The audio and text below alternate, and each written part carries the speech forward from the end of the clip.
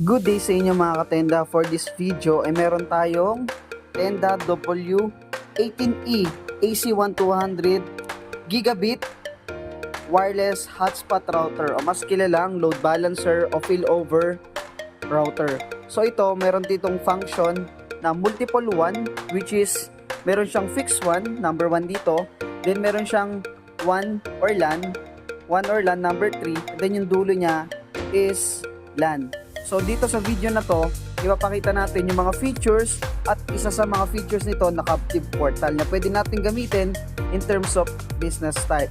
So ito, ang purpose nito, so meron tayo dito ang tatlong one, pwede tayong gumamit ng iba't ibang internet service provider. Like for example, pwede tayong maglagay ng dalawang internet service provider na PLDT or Converge.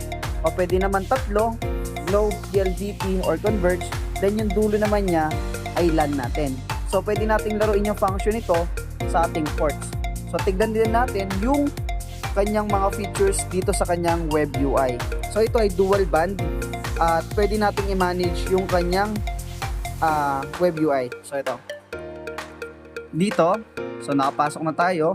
Itong LAN 1 na to, ito ay connected sa ating internet which is PLDT. So ito naman ay connected sa aking laptop para ma-configure natin. So pwede mo naman siya i-configure via wireless connection. So para mas maganda, nag-try ako ng wired connection. So dito, pipili tayo dito ng ating language. So dalawa lang naman, Chinese and English. So dito tayo sa English. After that, start.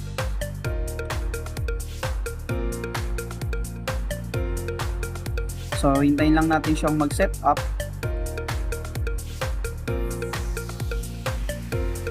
Then after nito, pipili tayo ng type of connection. So ito, static, dynamic, o PP, PoE. So dito lang tayo sa dynamic para madali natin ma-set up. So SSID niya. So ito yung default SSID niya. After that, lagyan natin ng Tenda W18E. So sa password natin, so lagyan natin ng admin and 123. So ayan, show password natin para ma-sure. So admin 123. Next. So setup na natin, tapos na. So after that, magda-direct tayo dito sa kanyang web UI. So already connected na tayo dahil gamit natin ay wired connection. So ayan.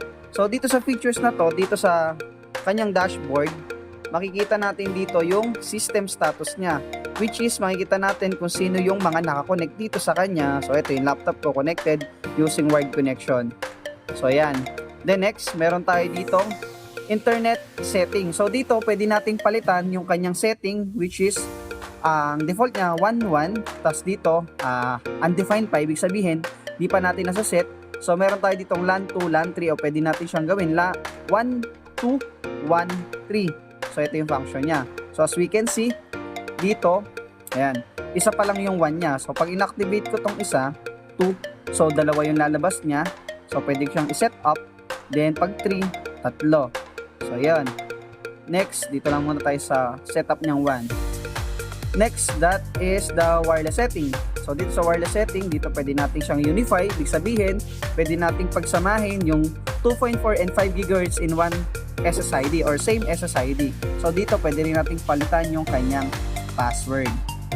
So ayan. Expand. So maximum client niya is 40, pero manageable pa yan. So ayan.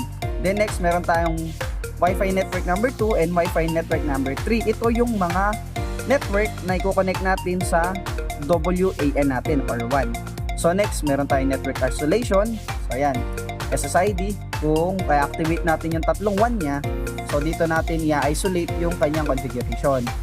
May MAC filter din, then advanced settings. Guest network, meron din tayong guest network. So dito papasok yung mga guest natin kung gusto nating mag-share ng internet using this router as a router function. So nandito na tayo ngayon sa ating tinatawag na bandwidth control. So ito yung bandwidth control, pwede nating ayusin na up to 1000 Mbps, 1000 Mbps for download and upload. So ayan. For these features, ito yung tinatawag nating captive portal. So yung captive portal, kung familiar po kayo sa ating mga connections like sa mall, sa hotels, sa mga coffee shop, dito po pumapasok yun. So So yan, itry po natin ngayon yung function na to. So dito sa Captive Portal, meron po tayong 3 function, but at this moment, dalawang function po yung pagaganahin natin. So example ko na lang muna po dito, yung local user authentication. So ito. Then next, that is pipili tayo ng Wi-Fi network kung saan natin siya i-activate. So dito tayo, punta tayo ng W18E, wireless or wireless network. Save natin. Then, dito sa banda dito, manageable siya. So, authentication page. So, ito yung magiging web niya. Pag pinasok natin siya, pwede natin siyang i-edit. So, meron namang dito, description kung anong mga requirements niya regarding sa pictures, may sizes, etc. So, title, welcome to Tenda. So, yun. Then, for disclaimer, Tenda, free Wi-Fi. Lagyan natin, free Wi-Fi. Yan. So, after that, save lang natin. So, after nitong ma-save, kailangan nating pumunta dito sa user management. Ayan, user management. Dito gagawa tayo ng account, which is na pwede silang pumasok. So, ito, user management. So, lagay lang natin dito, Tenda. Tapos, yung password natin, like for example, room number 1. Room 1. So, yan.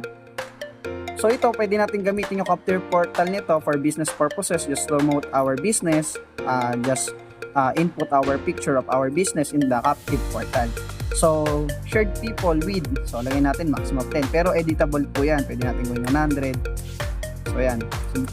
254. So, yan. Marami siya. So, lagay lang natin 10 muna. So, upload rate, download rate, nandito rin. So, yan. Next natin. So, yan. Tandaan natin user natin, then password, room number 1. Save lang natin. So, yun. Connect, nagawa na natin siya. So, para ma-verify natin to, so, may isa akong cellphone dito. Ayan. Kita nyo dito, isa akong cellphone dito. So, ngayon, i-connect natin siya sa W18E. Ayan, Tenda W18E. Ayan, Tenda W18E. So, dito, kailangan natin ipasok yung ating ginawang account kanina. So, kung tinatanong nyo kung pwede bang maraming account yung gagawin dito kanina sa Tenda, room number 1, etc. Pwede po. So, like for example, lagay natin dito, Tenda Hotel to. So, nilagay ko Tenda. Tapos dito, room number 1 po ako nakapag-check-in. So, yan. Kukonect ko po ngayon. So, yan, connect. Successfully.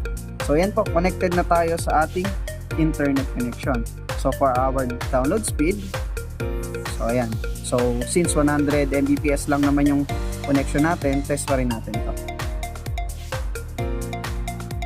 Dito tayo sa speed test. So, ayan. So, yung port lang natin ay nakalimit lang up to 100 Mbps. So, ayan, pumapalo naman siya ng 85 or 80 plus Mbps. So, namimit naman niya yung Mbps ng plan natin. So, ito yung isang features natin for Captive Portal. Yan. So, next one, turo ko naman po sa inyo yung ating Captive Portal 1-key authentication. So, yan, 1-key authentication. So, yun lang. Choose lang din natin dito. Save. Then, yan. So, save lang natin. Save. So, try ulit natin sa another phone.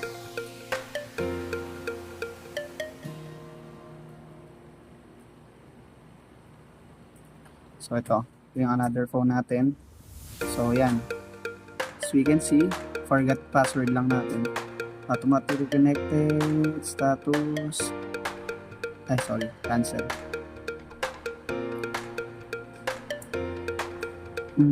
Sorry, pakigat.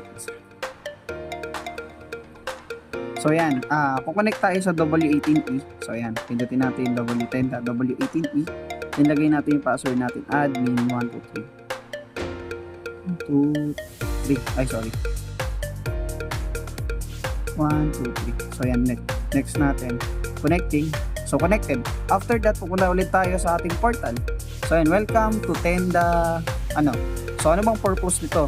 just to promote our coffee shop or our business type. So pwede natin i-edit yung pictures na to, pwede natin palitan yung logo, pwede natin i-manage o palitan, i-edit yung sa disclaimer. So ayan, welcome to Tenda Free Wi-Fi, Mali pa is ready. So ayan, connect natin, automatically connected na yan.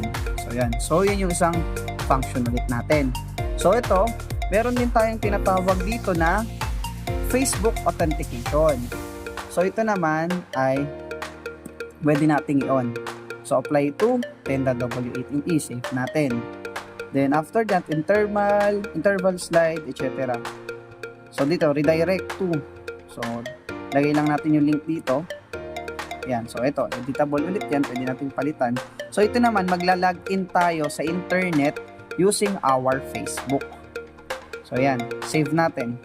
So ibig sabihin, the captive portal function will be disabled, continue. Kasi isang function lang po yung pwede natin gamitin. So since gagamitin natin yung Facebook function, mawawala na yung captive portal. So save natin ulit.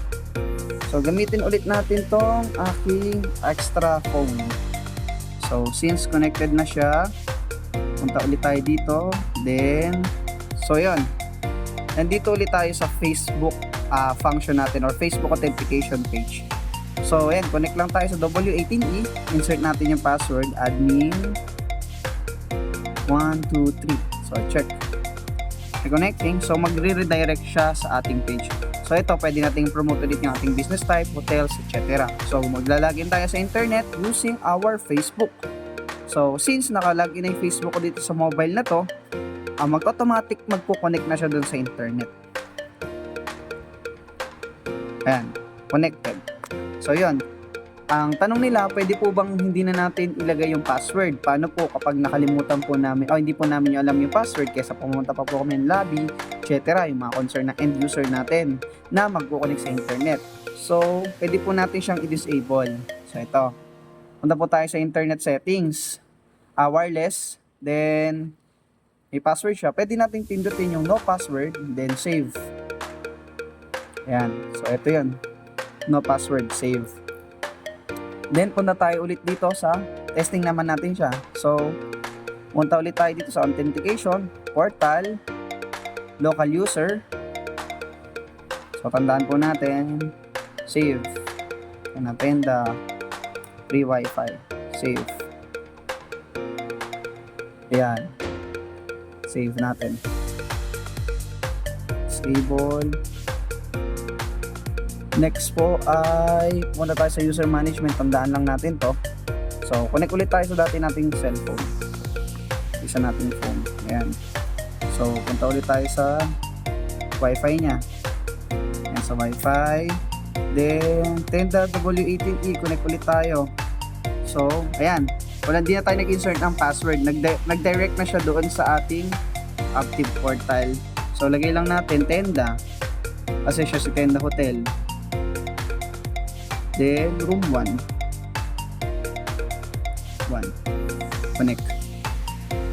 Successfully connected.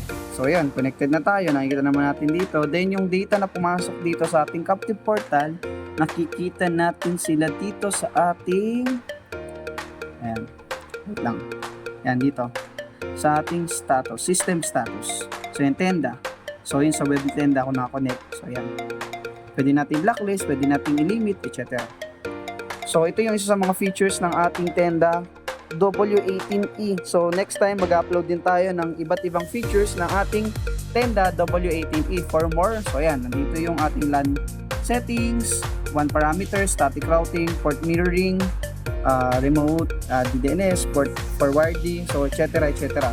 So ito yung function ng ating Tenda W18E load balancer, failover o enterprise router. So tinatanong nila, cloud management po to? Hindi po, hindi po siya cloud management. So hanggang dito na lamang po. Maraming salamat.